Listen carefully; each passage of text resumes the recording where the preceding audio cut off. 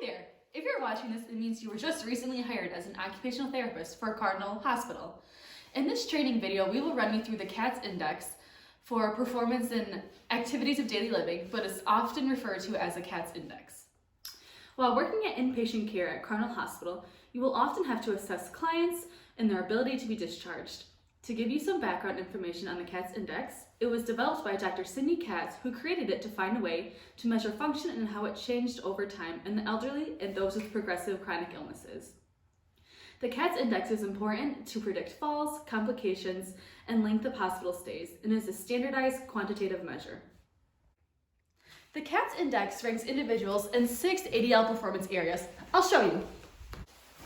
Bathing, toileting and incontinence, dressing, transferring, and feeding. On these 6 activities, clients will either be rated 1, meaning independent, 2, meaning partly dependent, or 3, dependent on assistance.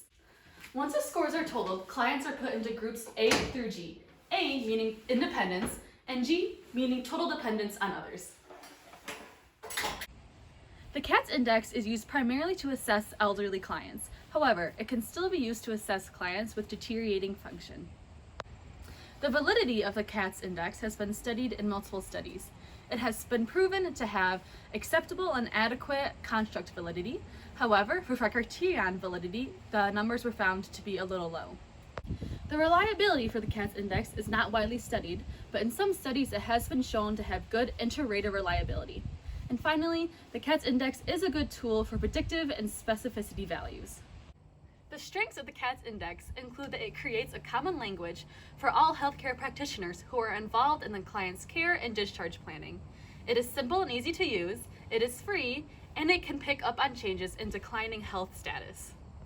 However, the weaknesses of the Katz Index include that it does not assess IADLs, it is not good for measuring small increments of change, and of course it doesn't account for when a client doesn't complete an activity or when they don't have the means to complete an activity. The therapist will learn about the client's level of functioning and independence when it comes to ADLs. This information will be critical when writing a discharge plan and when assessing whether a client can safely be discharged to their environment that they are returning to, whether it is at home, with a family member, or to an assisted living center. There's an interview and an observation portion to this assessment.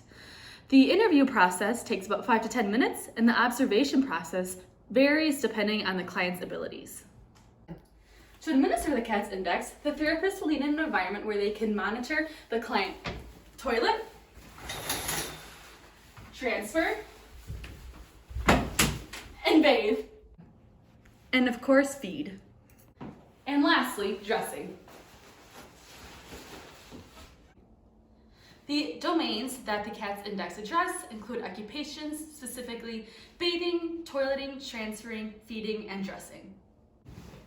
Also, while not directly addressing performance skills, such skills such as reaching, gathering, and handling may also be addressed, just to name a couple examples. Client factors may also be addressed, such as sensory, muscle, and movement functions.